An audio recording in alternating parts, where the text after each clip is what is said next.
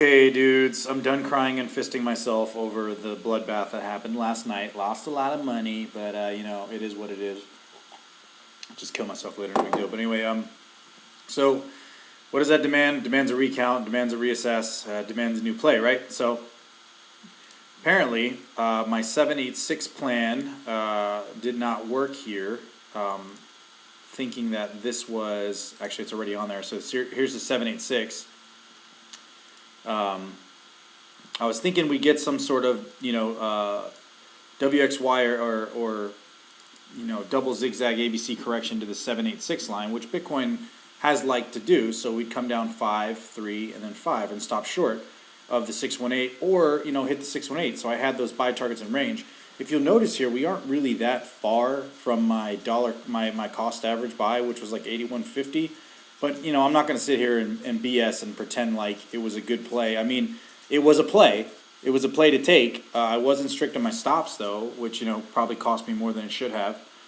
But it was a big play. I was really expecting to bounce off the 618. Didn't work out. So, upon recount, well, now I'm looking at this. So, we had this retarded 5-wave structure up. I have no idea what that is. A pretty clear 1, 2, 3, 4, 5 down, and a weird ABC with a truncated or smaller C. And now you have what's forming to be a pretty clear impulse wave down, right? I mean, that's pretty hard to argue. But there's a couple things to note. So, well, first of all, let's take a look at the micro, which is pretty. So I had when it was getting up to this range earlier, I had made my arguments in Discord as to why I think this fourth wave was going to end soon. However, because it was above the EMA, I was going to try to play this this retracement here. So get out of the way. So here's where you would have started for wave 3, right? So here's where you would have started for wave 3. Swing high to swing low, right? So you got your 1, 2, and then your 3. This is pretty obvious. I mean, I would say. And then this is an ABC forming. It could still be going. For all I know, this could be like a really annoying, one of those really annoying like 335s or something like that. But I was gonna play the 8300 because that's like the that's the 0.618, and we were above the EMA. So I thought, I thought wave 4 might retrace kind of high before heading down. So far, not the case, right? So far, not the case, which is fine. So it did reject off the downtrend resistance, and it also rejected off of the 1-hour EMA, which is what I was, which was what my concern was. But when something's above the EMA, you can play it if you're quick enough, and then put a stop loss right under for a small loss. I mean, it's a play. It's something you can do. No risk, no reward. Blah blah blah. So I wanted to play that 618. Didn't happen, at least not yet. If it does, whatever, so be it. But I'm still expecting these lower lows. So I had some of my math in there as to why I believe that's going to happen. So you'll see a pretty clear impulse down. The wave 3 doesn't hit the 1618, but wave 5 breaches the 1618. You got a 5, 3, 5 sort of thing right here. There's 5 waves in there if you look. Kind of a truncated C, weird C. And then you got, so you were starting this one, and this is why I thought this was going to be a smaller impulse, but apparently not the case, which is fine. You pull your fib extension here, and then you see that wave 3 breaches. Wave 3 breaches the 1, which is a valid wave 3 typically, and then you see that it bounced off the 786. That makes a lot of sense. So I mean, that was a high confluence pivot for the wave 3 to end there. You can't really doubt that that's at least going to bounce. However, you can't bank on that being the bottom either. A lot of people bank on these big, retracement zones, which is fine if you're going on a big swing. Let's see, like right here, 786, 618. If you're going on a big swing, fine, stop loss under.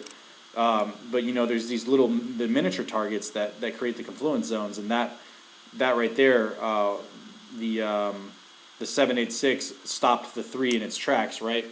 As well as make that Bart Simpson head, and then the 5th wave, and now the ABC, which is possibly going to be a bigger one here, but we'll find out.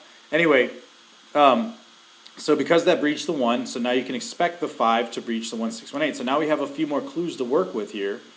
We got a few more clues to work with, which now we have this downtrend resistance line, which also creates this price wedge, which is not a real wedge. A real wedge is an ending or a leading diagonal. This is not a real wedge, but it is a price wedge and is a pattern people do recognize, and you can kind of go, okay, well, let's see how the pieces fit within that wedge. Never rely on a wedge on its own. You need the pieces. You need the rest of the pieces to go, okay, well, that's starting to make sense. So the fifth one falling down, this negative 236 below the swing low to swing high is going to be a target, which targets right at the downtrend resistance or nearby. And then the 1618 creates this zone here. So now you're looking at some sort of fifth wave pickup here. You know, truncated, you know, gay fifth wave, we get that sometimes. My highest buys is 77.50 because of this. I have a 76.50 because of the 1618, and I got a 75.50 because of the downtrend resistance line and the negative 236. So I got all that going. Also, if you'll notice, another confluence is since wave 3 is acting as the longest so far, we can maybe assume that wave 5 will be as big as wave 1. Now look how perfect that is. Look how absolutely perfect that is, right? Even if it lands a little high, yeah, it'll still be somewhere in this zone. But the important thing is we have a good, clear target of where we want to pick back up and, you know, start losing our money again. So if you're looking at this, now here's the other thing we need to consider. So because because this is probably likely a 5-wave impulse landing, we have to, if we buy here with a cost average of 76.50, we have to take a few things into consideration. So the first main thing is that you can't count out that this is some sort of 1, 2, 3, 4, 5 structure on its own, right? So if this is some sort of 1, 2, 3, 4, 5 on its own, and you know that lands at the 1618, cannot retrace higher than wave 1 territory, and then we'll make another wave down. You can't count that out as far as, you know, I'm not sure, but the thing is, like, I'm not sure where that would fit in with the rest of the pieces here. I guess you could call it a, you know how I keep ranting and raving about my WXYXZs and stuff like that, and how I think this is an X wave. If this happens to be the X wave here, then basically this is the failed impulse, and then you got a zigzag, a failed impulse, and then you'd have your double zigzag. So if this is if this does happen to be the case, you know, you would start this now. We'd already be starting now, and then it would look like this. So this is your, and then we'd go down, you know, reach lower lows. So this would be your double zigzag, like that.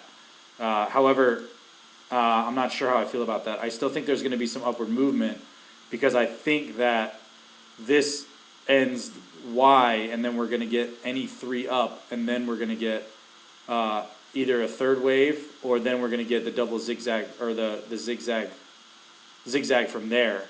So it would look like this. So we would get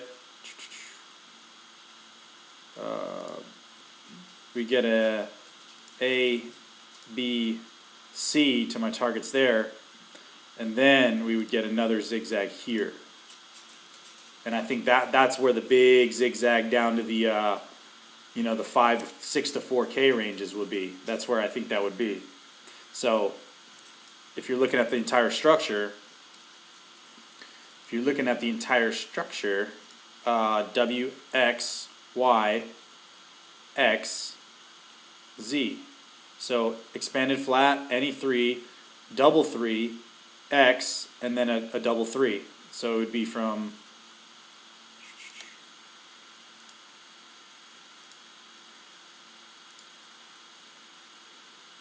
so like right here, and then there's another one in here. Hold on. Boom. Now you got all your pieces: W, X, Y, X, Z. Right.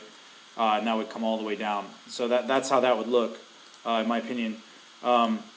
So another tip-off point for that is your daily support line, which is this solid white line right here. The 4-hour support is the dotted line, which is another area of confluence, right? To pick right up there, and then the solid line is your daily, which you have tons of time to close on that daily. And look what happened last time. Last time, see, dips under the daily, comes back up. Dips under the daily, comes back up. Dips under the daily. Now, is it going to come back up? So, and not to mention my points from before, that this entire structure, this XY, this zigzag has not corrected to the 0.5 zone, which aligns with your downtrend resistance and also aligns with your MA 200 and close to your MA, or your MA 314 and close to your MA 200 as well. So there's a lot of clues in there that says, this is going to make a push up, and this is going to make it tempt at 9,000, 9,000 and 9,400. And that's why I thought it's such a big play. However, trading is becoming a little, you learn technical analysis first, and then you learn trading, and you get beat in trading so hard. It's really, really, really, really, really hard. I don't care how good your technical analysis is. Trading is a whole different demon on its own.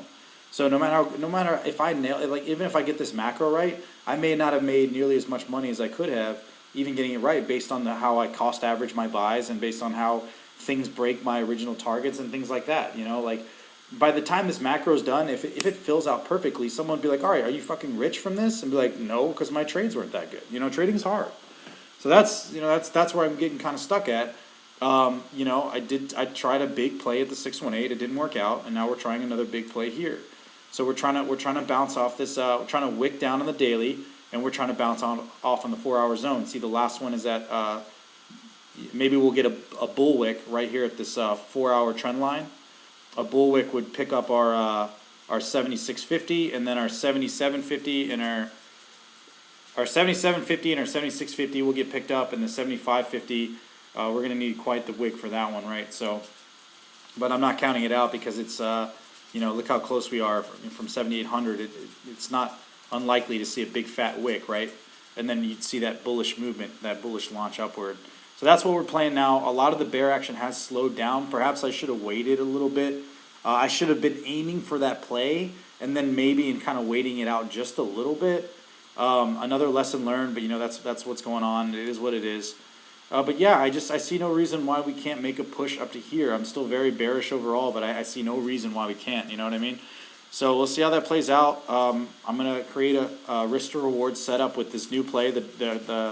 The average cost is going to be 76.50.